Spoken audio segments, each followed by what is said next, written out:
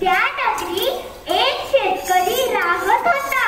त्याच्या शेतात एक नागाचं वारूळ होतं. शेतकरी शेत नांगरत होता. त्याच वेळी नांगराचा पाय वारुळाने लागला. त्यामुळे नागाच्या पिल्लांना जखम झाली आणि ती मरून गेली. काही वेळानंतर नागिन आली. आपल्या पिल्लांना शोधू लागली. इथे तर माझे पिल्लेही नाही व वारूळही नाही. कदाचित आपला निर्वंश ह्या शेतकऱ्यानेच केला आहे. आता ह्याचा निर्वंश आपण करायचा. ती लगेचच शेतकऱ्याच्या घरी गेली.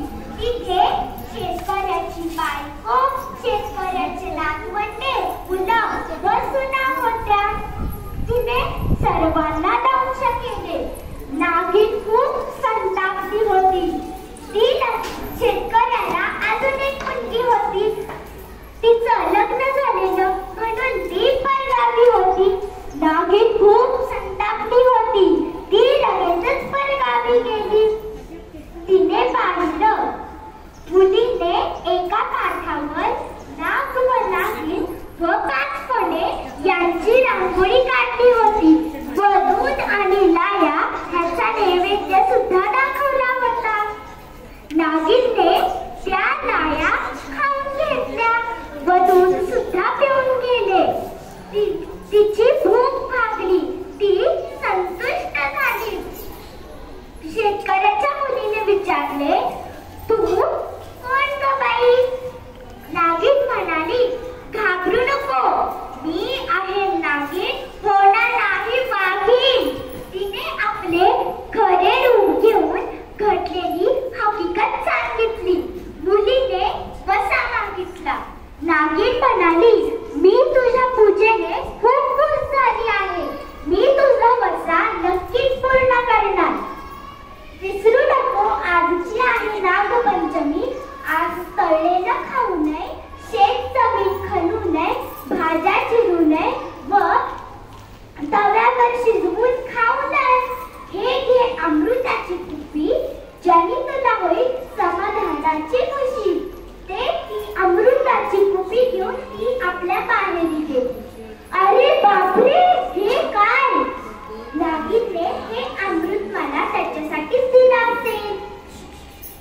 त्याच्यासाठी मी ह्यांना हे दिले. सगळे कुटुंब जिवंत होतात. सर्वांना खूप आनंद होतो. मुलगी घडलेली सगळ्यांना हकीकत सांगते.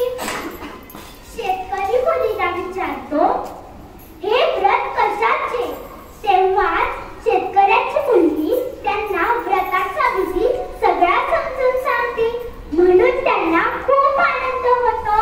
कितीही दुष्ट प्राणी असेल पण जर आपण त्याची आराधना केली तर तो संतुष्ट होतो.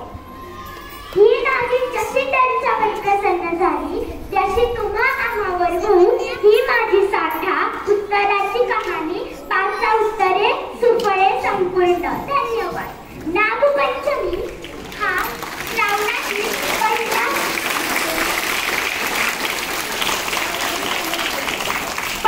सण म्हणून साजरा करतो.